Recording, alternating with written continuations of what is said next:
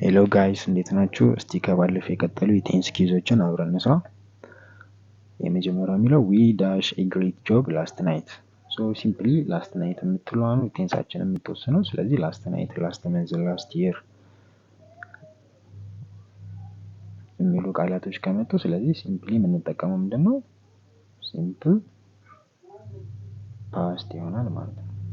ስለዚህ ከነዚሁ ሲምፕል ፓስት የሆነውን እንመርጣለን ማለት ነው። ስለዚህ ሜክ ቪ1 ነው አይሆንም። ወዝ ሜክ ደግሞ አይባልም። ስለዚህ መልሳችን ምን ይሆናል? የሜክ ፓስት ቴንስ ሜድ ይሆናል ማለት ነው። ሰከንድ ዋን ኢዝ ዘይ ዳሽ ማቴማቲክስ ኮርስ የት።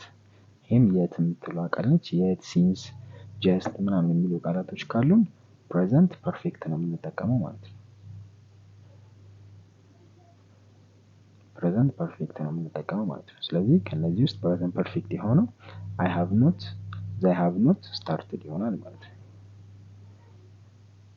the third one is the show dash by the time we reached at the theater ይላል።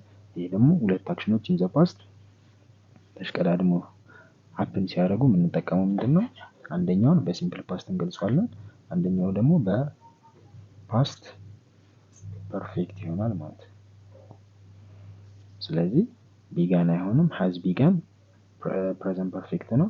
had begun ይሄ ደግሞ ቪ2 ነች እቺና። ስለዚህ መልሳችን ይሆናል had አለን ቪ3 ይሆናል ማለት ነው። ፎርሙ እንዴት ነው? had ፕላስ ቪ3 ስለሆነ የቢግን ደግሞ ቪ3 ቢገን ይሆናል ማለት ነው። ስለዚህ had begun ይሆናል ማለት ነው። the fourth one is she dash from England yesterday. so አሁንም yesterday የምትለው ቃል ሲምፕሊ ምንም ትገልጻለች? ሲምፕል ፓስት ይሆናል ማለት ነው። ስለዚህ ሲምፕል ፓስት ላይ ሳብጀክት ፕላስ ቪ2 እንጠቀማለን ማለት ነው። ስለዚህ ቀጥታ ሲ ይሆናል እሱ ማለት ነው። ስለዚህ የመጨረሻውን እስቲ እናንተ ሞክሯት።